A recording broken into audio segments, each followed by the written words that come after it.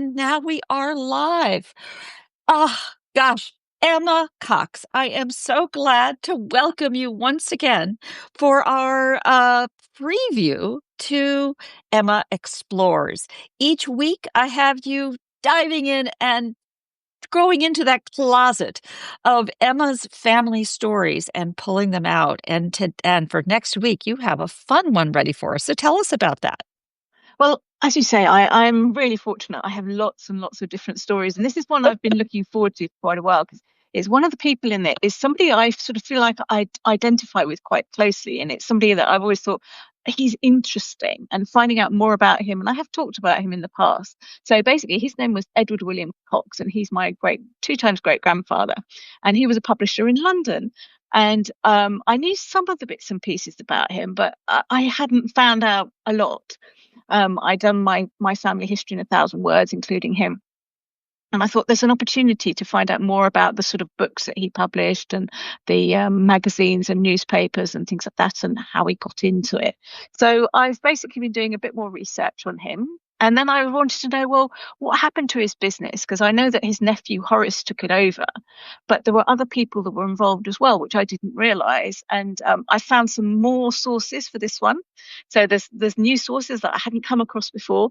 And they were saying, oh, there's this surname. It's like, that's one of my surnames. Okay, I'll go and have a look at that one. Oh, they were published. Oh, they did that. They were an editor. They were a journalist. And they worked on that magazine. And it's like, I haven't heard of that magazine.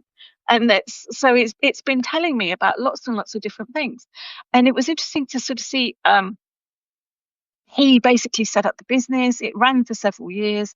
He started off as a lawyer. He wasn't necessarily the person you would have actually thought of as the most logical person to be a publisher. But he started with a publication called The Law Times because he felt there was a need for people in the legal profession to actually have the latest news. And so he provided it, and it made him a lot of money.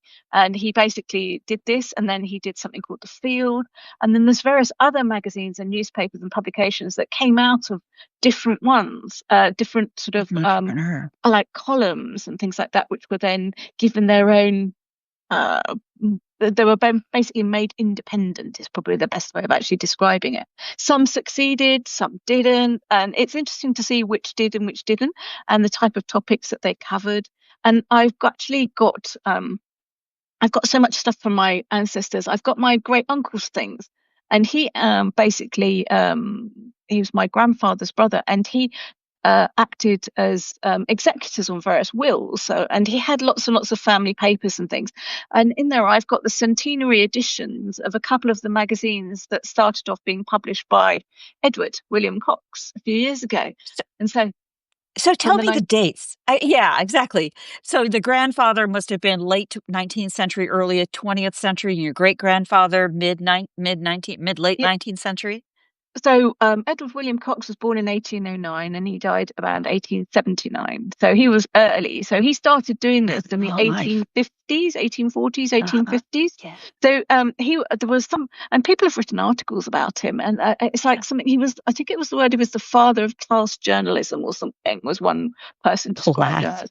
He was interested in orchids. He basically liked spiritualism. He was the magistrate for the local county. He was very eclectic. He was definitely an entrepreneur. And he brought people to him. So, and he obviously moved in very interesting circles, and he knew lots of different people. And he's a fascinating character. And then it's like, well, what happened? Who took after he took on? And he had one son by his first marriage. I descend from his second marriage, but I also descend by his brother, so it gets a bit complicated. But so his son from his first marriage was involved, and then his grandson from his second marriage was involved as well. His nephew was involved, his other nephews were involved, and there's even another Emma Cox from a few generations ago. So there's all sorts of different threads. Do you have like editorials on the topics of the day? I mean, this is like the Victorian era in amber because you've got the continuity to it. Do you have editorials? I'm not sure I have editorials. I have copies of some of the magazines and newspapers and things. And the British Newspaper Archive has actually got the first edition of The Field on there. They've basically digitized everything. So you can go in and actually look at the whole thing, which is about 40 pages. Now, he didn't set that up. He took it on after being going for about a year and not been terribly Uh-huh. successful. But he Uh, took it on and made it very, very successful. And wow. then there are various things that came off it. And things like some of the things that he published are still being published today. Wow. Still And being that was published like today. such a golden age of print journalism. I mean, Yeah. we don't even think about it today that there was a morning paper and an evening paper and the ladies section and, just and as you see, the what an entrepreneur in creating so many different, Mm. I'm sorry, but Rupert Murdoch comes to mind. But in different ways. So where I live in Tunbridge Wells in Kent, there are old newspapers that were published where people came to take the waters. So they would actually put in there that so and so arrived. They went to this house, they stayed in this house, and then they moved on from this house, or they left.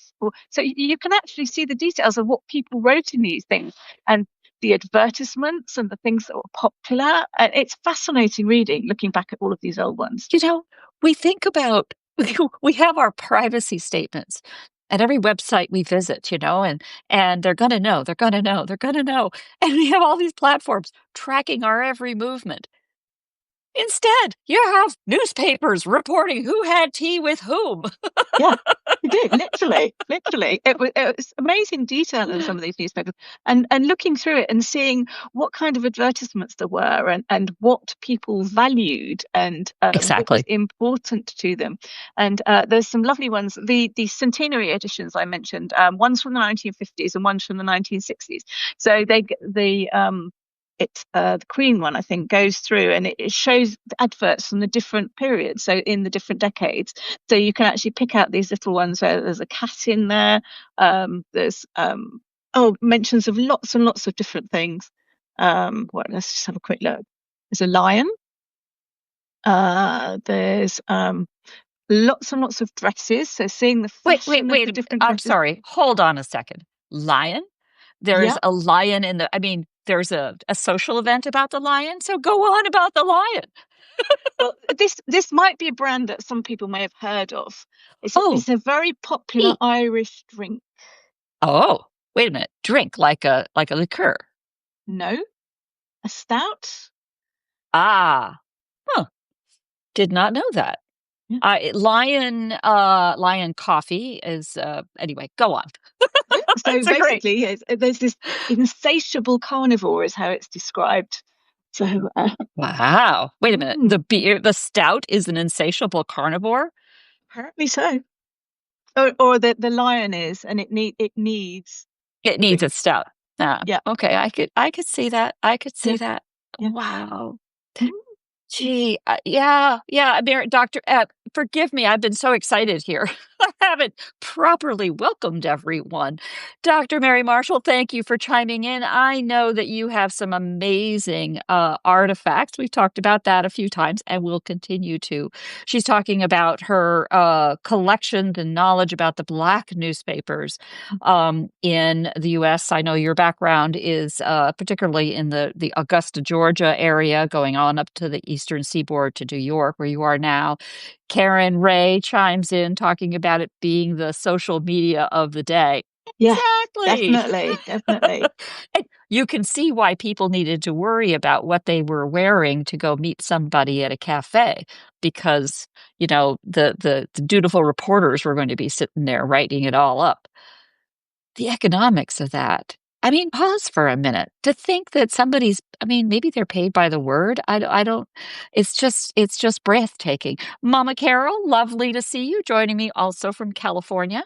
And Bonnie Larson, Cynthia, hello. I know, Cynthia, you are quite the researcher into these kinds of publications and things as you've worked in your own, both genealogical work as well as your novels. It's just so great to see all of you joining us today on this odd day. We're still getting used to Fridays for these live sessions, but to me, it's a great relax of Fridays, to then think about the week ahead while going back a generation or two. You always have such a wonderful view of this Victorian era. Orchids? Was it a collector of orchids or were there whole publications on the topics of orchids? he was a collector, and he had a greenhouse, and there's actually a portrait, a painting of him with his orchids, and he thought his orchids were so important he mentioned them in his will. No, but they were something. So who got them? Where are they now? Somebody killed them. Oh, I don't think the orchids would have still survived. But equally, there are other stories. So, the Queen magazine became Harper's and Queen, and then that continues to this day. And so they published articles about fashionable weddings and what people wore and things like that. And so on my Substack, my personal Substack, Emma's Substack, I have been writing about my 8 great grandparents. So this is the next generation nearer to me. And in there's Percy Stuart Cox and Naomi Edwards' wedding, and all about that. And so Queen magazine featured little sketches showing what people wore. So even the mother of the bride, and it describes them with the colours and things like that. It Fabric describes types. Yeah. fabric types, definitely. It describes the presents. It was what music was played, who played it. It talks about all the guest lists, and it's just all of this detail is in the magazine. And because he published the magazine, it meant that they got a little feature in it. So I've put all of those as part of my 8 great grandparents.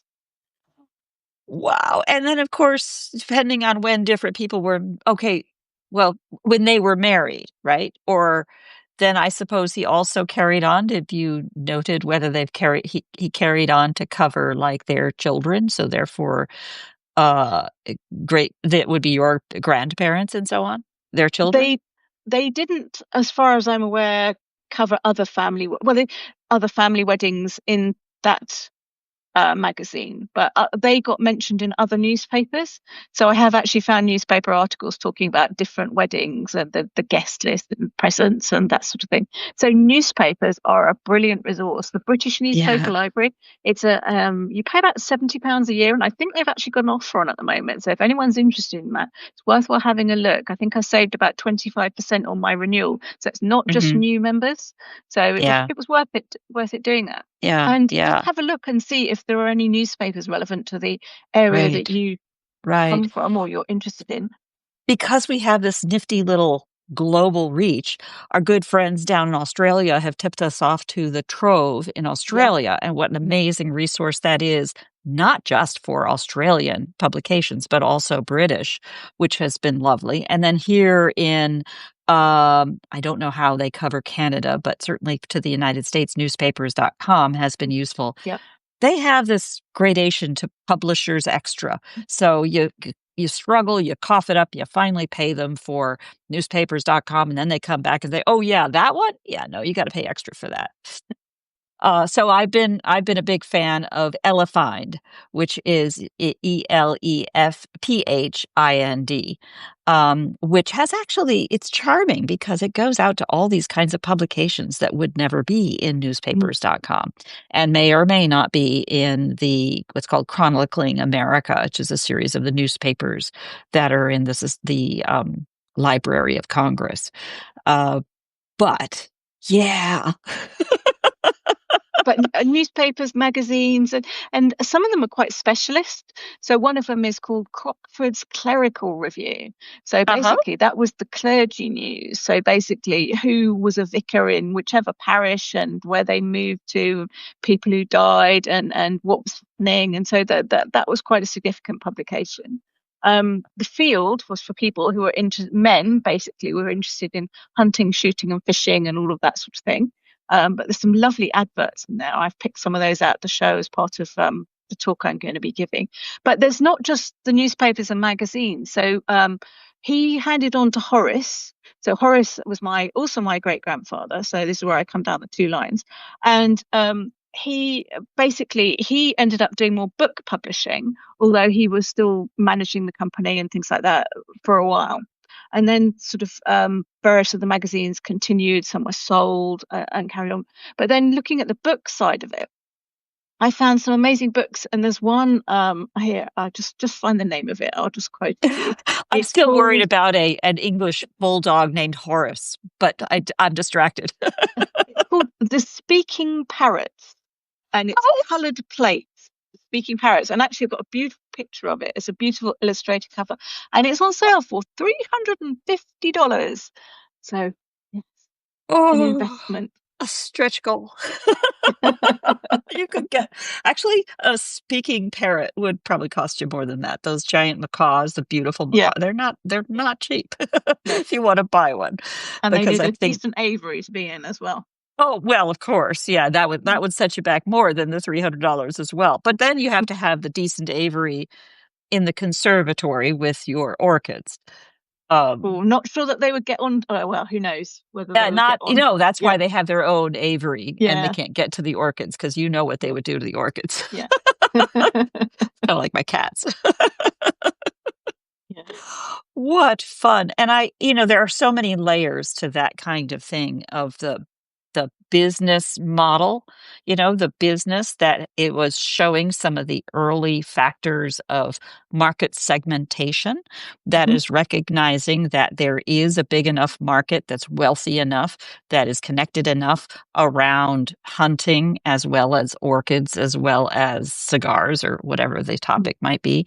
And the customers will pay for it. And most importantly, advertisers want to reach those people, and you will be the vehicle because that's what the publishing business was and And advertising. something, The Google of its mhm. day. Yeah, something I've just remembered that I haven't put in there is that I actually managed to get a copy of somebody's subscription to the Field, I think it was. So it was their receipt for the money that they were paying to actually be a subscriber to the publication.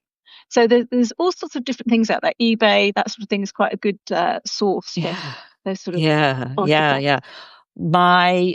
I'm especially interested in this topic because my great grandfather was Charles Moreau Harger and an editor of a relatively small town newspaper, the Abilene Reflector Chronicle in Abilene, Kansas. The coincidence here is it's about the same time window. He took over in about Mhm. 1888, all the way through 1955 or 54. He died at 55. He worked the whole time, 65 years, for the paper. But also, it was coincident with a young town boy who worked for him and then got him into West Point, Dwight D. Eisenhower. So, he had an in with the Prez, which was a big deal. And I'm like, wow, all those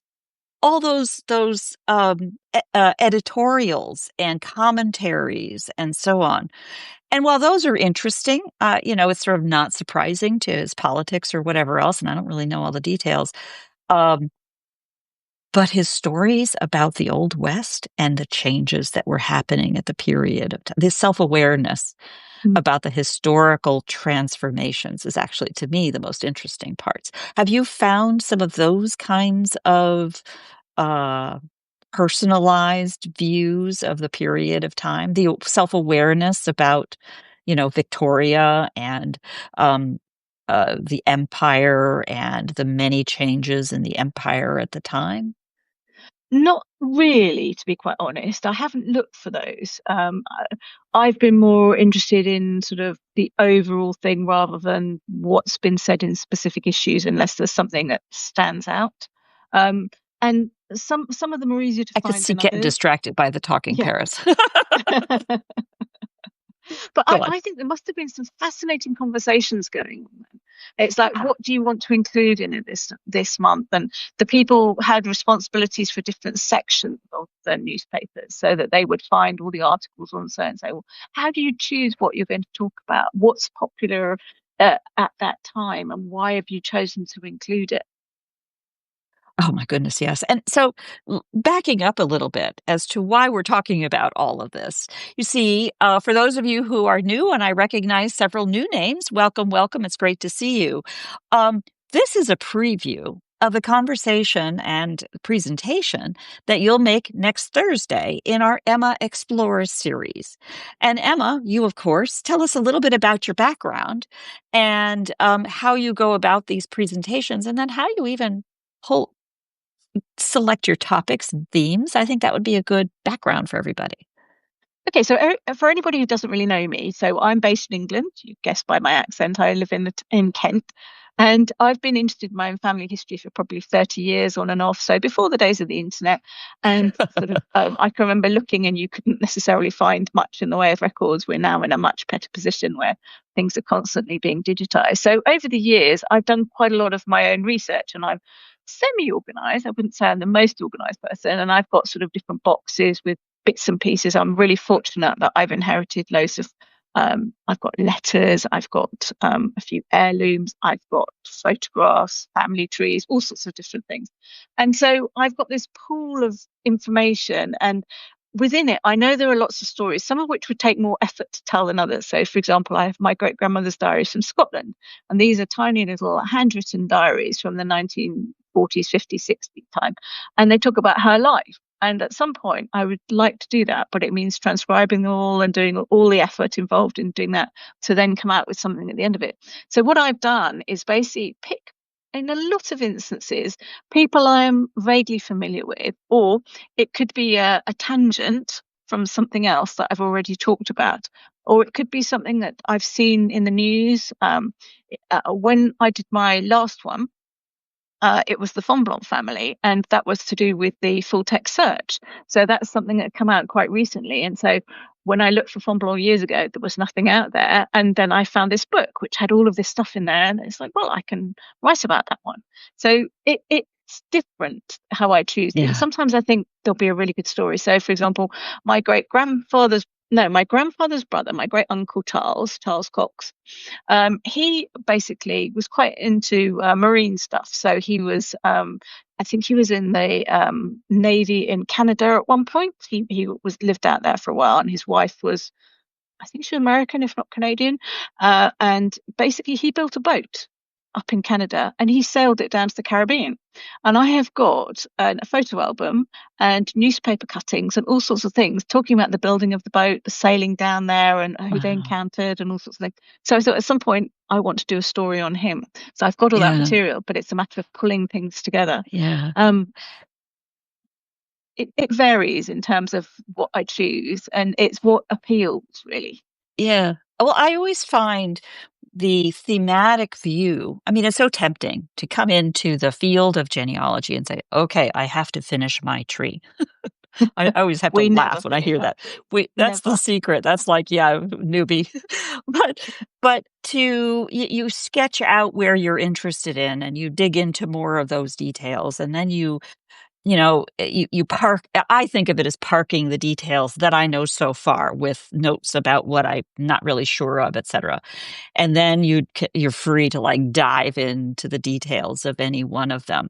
And each time I listen to your talks, I'm often inspired about the next thing that I can go do on my own tree. And you are so generous with the how I found this, Mm.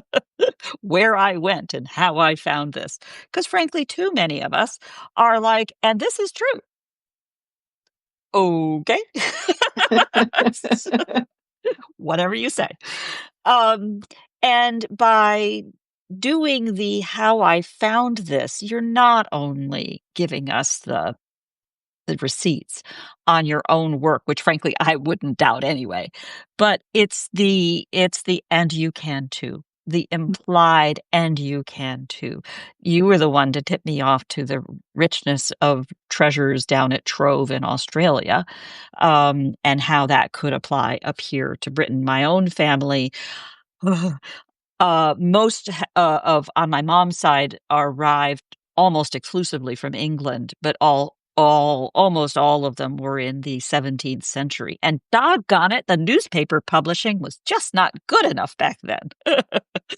But, so right now in reading Albion Seed, I'm having a ball going through to say, no, really, where were they from? And how did that affect things? That's so cool. Mm, mm. I think So we're really each fortunate at the moment. It's like more sources just seem to appear. Yeah. I do a search for a particular family name, and all of a sudden I find there's a source on manufacturers, for example, Grace's Guide, where people actually made things. So there's so many different sources out there, and each one of them is actually digitizing more and more different things. So we are really fortunate to be in a time when that sort of stuff is available. Yeah, absolutely. Though again, I guess there's not much we can do to change the factors of technology that limited the distributions of high-speed presses in the 17th century. Yeah. That's okay. We have church records. And I mean, in that particular case, it's coming to mind because of a post that I'm working on. I hope to have for release tomorrow. That was astonishing. I was doing this study about Quakers, my little Quaker family and the Quaker path that the Quakers took through the American history. And then just as an I wonder if I just happened to look and discovered that, yeah, we were on the Patriot side of the, that war that we had. There were three cousins, family members, not one, not two, three. One was a general, another one was an admiral, who later became a baronet, all from the same family who fought for the other side. How come we never talked about that? Huh? Yeah. It's like we're suddenly unshackled to go talk about these family stories and what it must have really been like for them on the inside. Right? I mean, it's just so, it's really mind-blowing to see where that is. And Mama one Carol. thing Yeah. one thing I just want to say is I'm in the process of actually transcribing one of my interviews that I did where I was talking with a gentleman by the name of Graham Holton about DNA and different things. And we were saying that there are no real secrets nowadays. There's so many things that are actually available. But equally, the things that people might have regarded as maybe something to be ashamed of or to be hidden, things like that, we don't necessarily view them as that Right. nowadays. We are in Right. some ways a bit kinder in how we look backwards Yeah. towards people. And so finding that information isn't so much of a shock or a scandal as someone maybe nearer in time would have viewed it.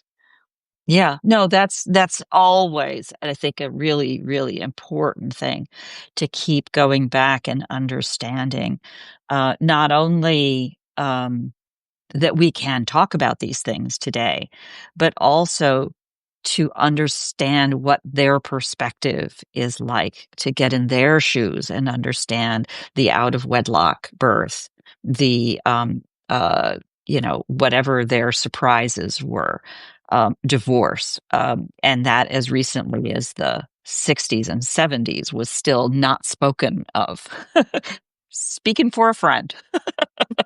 Um, and this to me, this is the kind of thing that fuels my interest is to open these stories up. Not that every story needs to be told, but that secrets can be corrosive and not every story needs to be public. I think these kinds of things, the subtlety, the nuance, like privacy, I think is foundational and very important.